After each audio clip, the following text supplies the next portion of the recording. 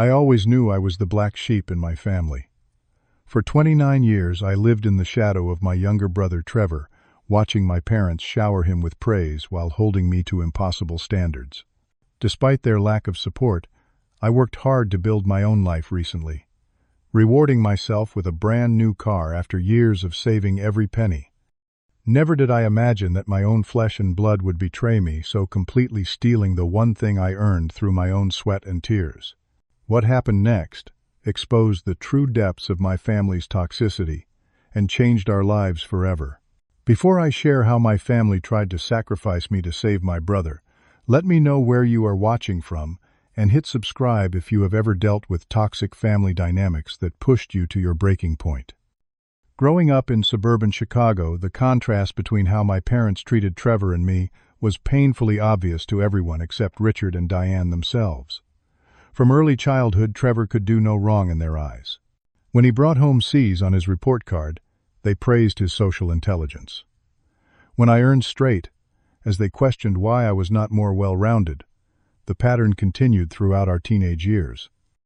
I vividly remember my 18th birthday when I received a card from my parents with $20 inside and a note saying college would be my responsibility because they needed to save for Trevor's future. Meanwhile, for Trevor's 16th birthday, just months earlier, they had thrown a massive party and gifted him a used Jeep. Their reasoning, Trevor needed more support to succeed while I would be fine on my own. And somehow I was. I worked 2 jobs throughout college, sometimes sleeping only 4 hours between shifts just to make tuition payments. My roommate Jake often found me studying at 3 in the morning after returning from my night job stocking shelves at the local supermarket. Those years were brutal, but they taught me self-reliance in ways my parents never could. When I graduated with my computer science degree, my parents attended the ceremony but spent most of the time talking about Trevor's recent acceptance to business school, which they were fully funding. No congratulations on my accomplishment, no recognition of my struggle. Just comments about how Trevor would probably graduate with honors in a few years. After college, I landed an entry-level position at a tech company and slowly climbed the ranks through dedication and late nights. I lived in a tiny studio apartment, ate ramen more often than not, and saved every extra dollar. My goal was clear financial independence and a life where I never had to ask my parents for anything. 3 months ago, after 7 years of saving, I finally purchased my dream car, an Audi S5 in metallic blue. Nothing extravagant by luxury standards, but to me, it represented every sacrifice and every extra hour worked. The day I drove it off the lot was perhaps the proudest moment of my life. Trevor, meanwhile, had dropped out of college twice each time with a different excuse that my parents readily accepted. First, it was the demanding curriculum. Then it was a professor who just did not understand his creative approach. He bounced between jobs, rarely lasting more than a few months at any position. Yet my parents continued to support him financially and emotionally, always assuring him he was just finding himself and his true calling would appear when the time was right. Despite the clear favoritism, I maintained minimal contact with my family, joining them for major holidays and occasional Sunday dinners out of a sense of obligation rather than desire. I had built a life separate from their toxicity, with friends who appreciated me and colleagues who respected my work ethic. 1 week before the incident, I attended Thanksgiving dinner at my parents' house. Trevor had recently started an entry-level sales position, and my parents acted as if he had been named CEO of a Fortune 500 company. As we gathered around the table, my mother raised her glass. A toast to Trevor's new career. "We always knew you were destined for great things, honey." I politely congratulated him, then mentioned a recent promotion I had received at work. "That's nice, Philip," my father said dismissively before turning back to Trevor. "Tell us more about your office. Does it have a view?" Later, as we moved to the living room for coffee, Trevor noticed my car keys on the side table. "Still driving that Audi, huh?" he commented, picking them up and examining the key fob. "Must be nice to splurge on yourself, while Mom and Dad help me get on my feet." "It is not a splurge when you save for 7 years," I replied calmly, taking the keys back. "You always were selfish with your things," he said, with a laugh that carried an undercurrent of resentment. "Remember how you never let me borrow your video games as kids? Because you broke them, and never replaced them. I reminded him. "Boys, stop bickering," my mother interjected. "Philip, your brother is just making conversation. Why do you always have to turn everything into an argument about the past?" The evening continued downhill from there with another lecture about family loyalty and how I needed to be more supportive of Trevor's journey. I left earlier than planned, declining dessert and citing work the next day. In the days that followed, my phone filled with passive-aggressive texts from my mother and voicemails from my father about my attitude at dinner. I ignored most of them, focusing instead on my life and my work. Little did I know that the tension was building toward a catastrophe that would forever alter our family dynamic. It was a normal Tuesday at work. I was in the middle of coding when my phone rang with an unknown number. Normally I would let it go to voicemail, but something made me answer. "Is this Philip Anderson?" a serious voice asked. "Yes, speaking," I replied, immediately tense. "This is Officer Ramirez with the Chicago Police Department. Your vehicle has been involved in a serious accident. We need you to come to the scene as soon as possible." My heart dropped. Was anyone hurt? I do not understand. My car is in the parking garage at my office. No injuries reported, but there's significant property damage. And sir, your car is definitely not at your office. The address is 1420 West Madison Street. I rushed to the scene, my mind racing with confusion. Had my car been stolen from the garage? How was this possible? When I arrived, my confusion turned to utter devastation. My beautiful Audi was completely destroyed, the front end crushed where it had plowed into the storefront of a local business. Glass and debris littered the sidewalk. Police cars with flashing lights surrounded the area, and officers were taking photographs of the scene. As I approached in shock, Officer Ramirez met me and explained that the car had crashed into the storefront after hours, so fortunately no one was inside the business. Then he asked a question that caught me completely off guard. "Do you know the driver? He claims to be your brother?" I froze. "My brother, Trevor." The officer nodded and pointed to a police cruiser where I could see Trevor sitting in the back seat, head down. I walked over in a daze, and when Trevor looked up, his eyes were bloodshot and glassy. "Sir, we found your brother behind the wheel with a blood alcohol content twice the legal limit," Officer Ramirez explained. "He also has a suspended license from a previous DUI.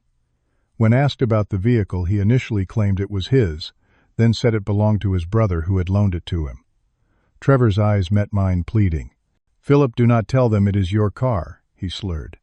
"Just say I borrowed it with permission. Please, bro." The officer looked at me expectantly. In that moment, I faced a choice that would define our relationship forever.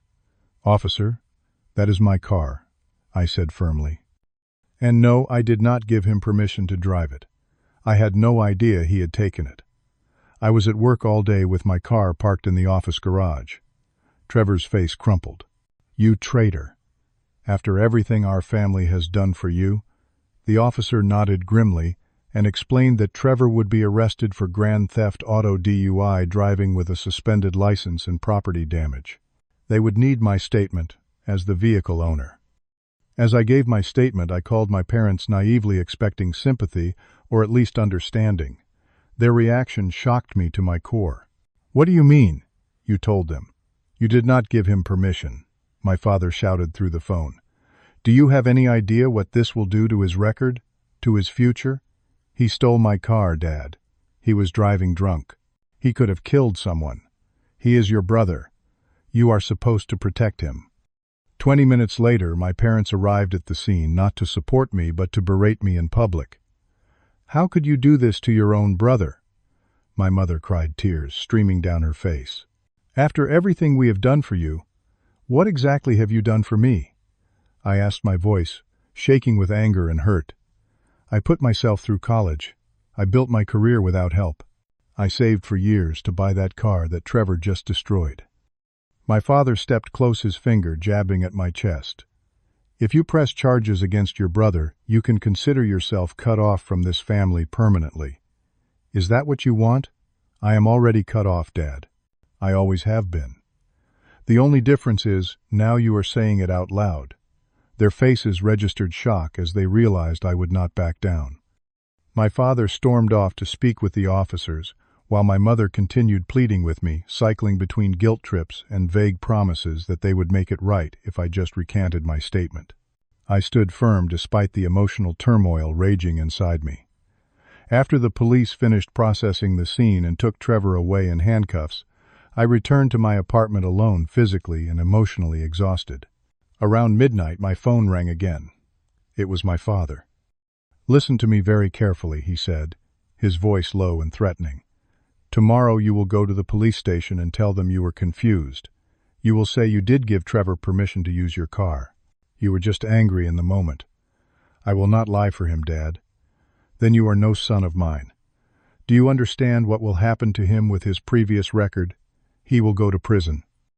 That is what happens when you drive drunk with a suspended license in a stolen car," I replied, surprised by my own calm. "We will never forgive you for this," he hissed before hanging up. I sat in the dark of my apartment, feeling strangely free despite the pain. For the first time in my life, I had refused to minimize myself to protect Trevor. The cost was high, but so was the alternative. The next morning brought an unexpected knock at my door. Two plainclothes detectives stood in the hallway, badges in hand. "Philip Anderson. I am Detective Wilson, and this is Detective Morales. We need to ask you some follow-up questions about the incident involving your vehicle yesterday." I invited them in confused. I had already given my statement. As we sat at my small kitchen table, Detective Wilson opened a folder. There seemed to be some discrepancies in the statements we have received. "Your father and brother have now both stated that you did in fact give permission for Trevor to use your vehicle." My confusion turned to disbelief. "That is absolutely false. I never gave him permission. I was at work all day. Your father has submitted text messages showing you agreed to let Trevor borrow your car." Detective Morales added sliding printouts across the table. I looked at the alleged text exchange in shock. There it was, messages that appeared to be between Trevor and me, with me clearly stating, "Sure, take the Audi. Keys are on my dresser. Just be careful." "These are fake," I said immediately. "I never sent these messages. Check my actual phone records." I pulled out my phone and showed them my real text history with Trevor, which contained nothing about borrowing my car. The last text was from 3 weeks ago about an unrelated matter. "Sir, falsifying evidence is a serious offense," Detective Wilson said gravely. "We have also received statements from witnesses at your apartment building who contradict what your father and brother are claiming. They explained that the building security guard had seen Trevor entering my apartment using a key yesterday morning when I was clearly at work. The security footage showed him leaving with something in his hand. Additionally, the parking garage attendant confirmed that Trevor had driven my car out around 9:30 in the morning, appearing nervous when asked for ID. The full picture was becoming horrifyingly clear. My father and brother were attempting to frame me to make it appear that I had loaned Trevor my car and was now lying to avoid insurance liability for the accident. "I want to press charges," I said firmly. "Not just against Trevor for stealing my car, but against my father for filing a false police report and attempting to frame me." The detectives exchanged glances. "This is a serious family matter." "Are you certain?" "More certain than I have ever been about anything." After the detectives left, my phone rang with a call from my insurance company. The representative explained that my father had already filed a claim stating I had authorized Trevor to drive my car. If that were true, any damages would be my responsibility, since Trevor was an unauthorized driver under my policy. I immediately called Lisa, an attorney friend from college who specialized in criminal law. After hearing my story, she agreed to meet right away. "Philip, this is incredibly serious," she said after reviewing the evidence. "If their plan had worked, you could have been charged with insurance fraud. Your father is actively trying to set you up to save Trevor." With Lisa's guidance, I met with the district attorney the following day to give a formal statement about the attempted frame-up. During the investigation that followed, we discovered that this was not the first time my father had covered up Trevor's legal troubles. 2 years ago, Trevor had been involved in a hit-and-run that was mysteriously settled when the victim suddenly refused to press charges after receiving a large cash payment. The decision to formally press charges against both Trevor and my father was the hardest choice I have ever made. But as Lisa reminded me, they were willing to send you to prison to save Trevor. This is not family loyalty, this is abuse. As the investigation deepened, unexpected support came from my Aunt Melissa, my mother's sister who had witnessed previous incidents where my parents had bailed Trevor out of trouble. She provided crucial testimony about patterns of behavior and previous cover-ups she had witnessed. The security footage from my apartment building clearly showed Trevor stealing my spare key from a drawer in my bedroom. Even more damning, investigators discovered emails between my father and Trevor discussing how to fix the situation by making it appear I had authorized Trevor to use the car. My emotional state during this period swung between determination and crushing guilt. Was I betraying my family as my mother's tearful voicemails claimed? Or was I finally standing up for myself after a lifetime of being the family scapegoat? The district attorney's decision came 3 weeks after the accident. They would pursue additional charges against my father for obstruction of justice, filing a false police report and attempted insurance fraud.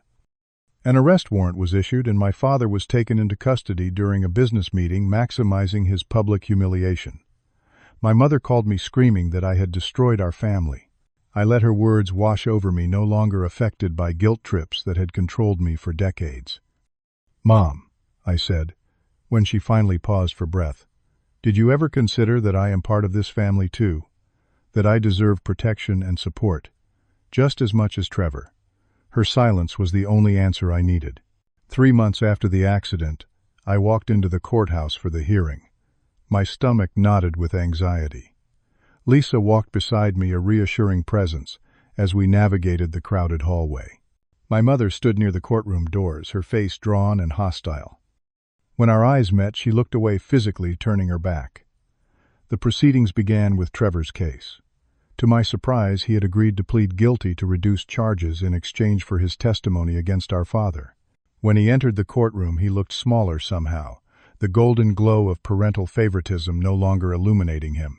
My father, by contrast, had refused any plea deals, insisting on his innocence despite the mountain of evidence.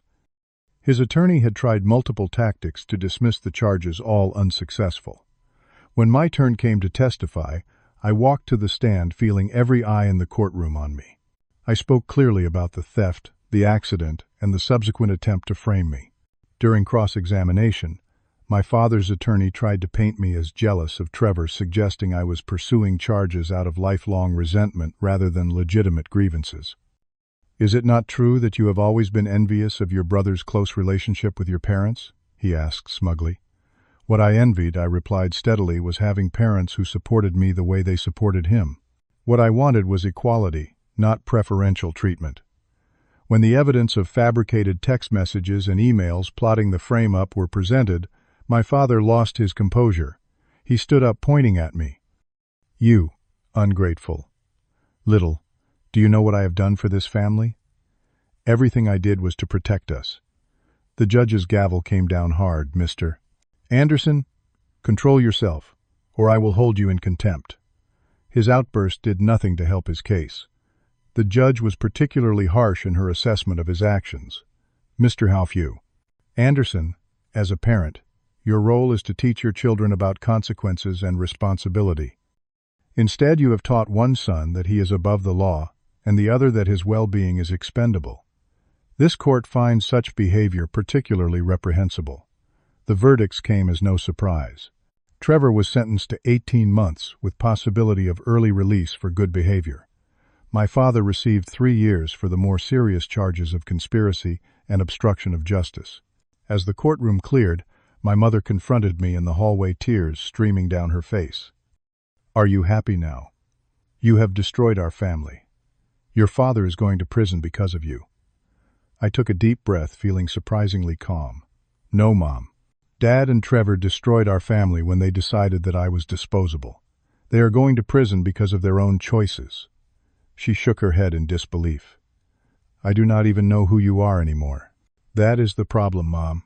You never did. 6 months have passed since that day in court. I have rebuilt my life with a new car, more modest but fully insured. I moved to a different city for a promotion starting fresh, where no one knows the painful history of my family. The most unexpected development came in the form of a letter from Trevor 3 months into his sentence. Unlike the manipulative blame-shifting I expected, it contained what seemed like genuine remorse. I never realized how much I relied on Mom and Dad covering for me, until they could not anymore, he wrote. For the first time, I am facing the consequences of my actions, and I can see how unfairly you were treated all these years. I do not expect forgiveness, but I wanted you to know I am sorry. I responded cautiously, setting clear boundaries, but leaving the door cracked open for a potential relationship in the future if he proves his change is genuine. My relationship with my parents remains severed, though I have reconnected with extended family who had been alienated by my father's controlling behavior over the years. Aunt Melissa has become particularly close, revealing that she always saw the unfair treatment, but felt powerless to intervene. The hardest lesson I have learned is that sometimes family is not defined by blood, but by respect and mutual support.